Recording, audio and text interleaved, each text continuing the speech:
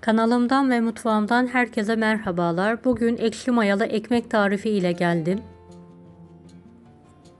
4 su bardağı un, 2 tatlı kaşığı tuz, 1 paket ekşi mayalı ekmek harcı alınarak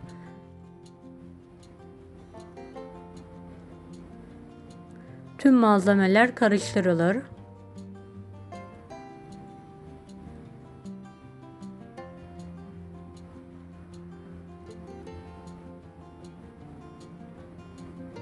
Bir su bardağı ılık su eklenir. 1 yemek kaşığı sıvı yağ ilavesi yapılır. Karıştırılır. Toplamda 2 su bardağına yakın ılık su kullandım. Yumuşak, hafif ele yapışan ekmek hamuru yoğrulur. Kullandığım bardak ölçüsü 250 mg'dır.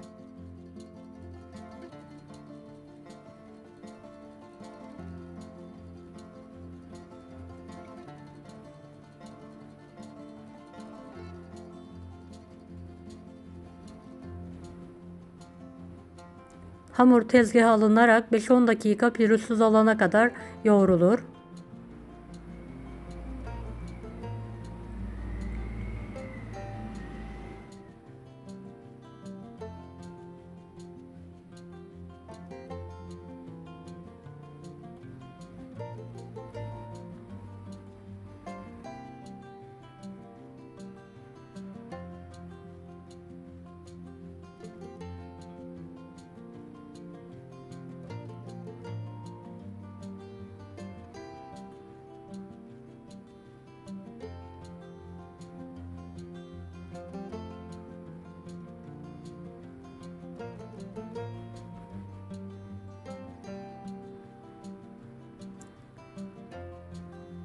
Yoğrulan hamur üzeri kapalı şekilde mayalanmaya bırakılır.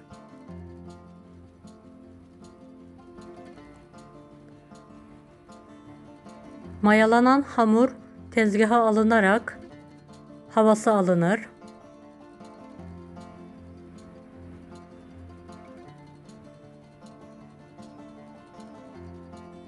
Bu aşamada biraz un ilavesi yapabilirsiniz.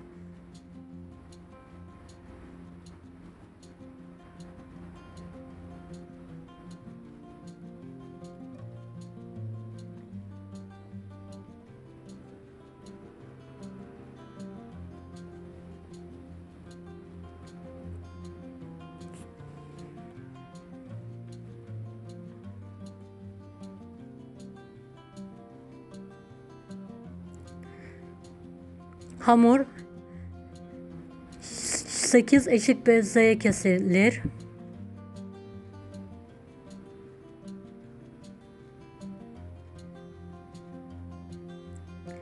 Bezeler az unlanarak pürüzsüz olana kadar yuvarlanır.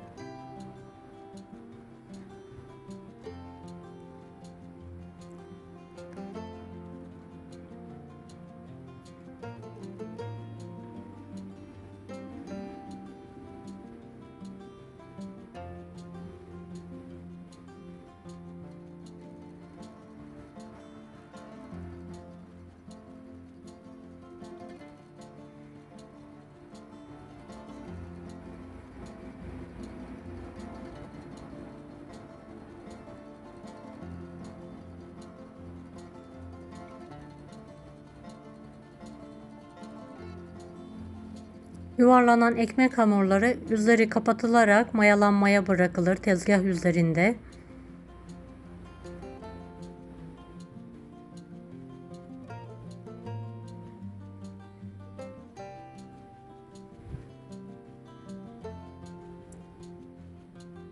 Evet, mayalanan ekmekler hafif unlanarak baget şekli verilir.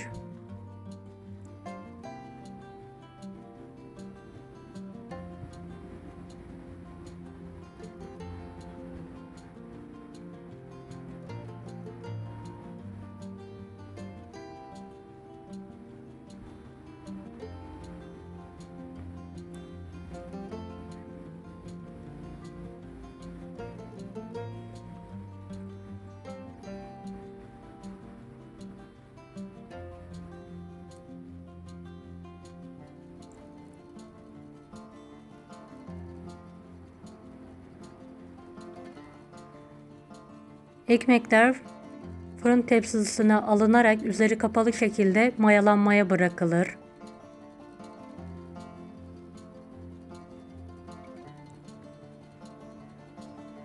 Mayalanan ekmeklerin üzerine yoğurt sürülür.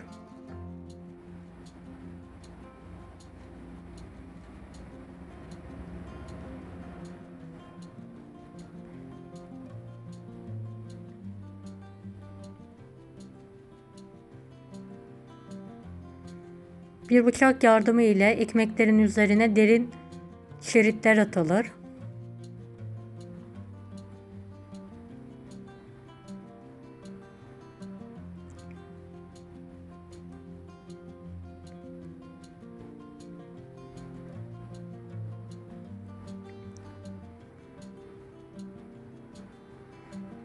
Önceden ısıtılmış 250 derecelik fırında üzeri kızarana kadar pişirmeye bırakılır ekmekler.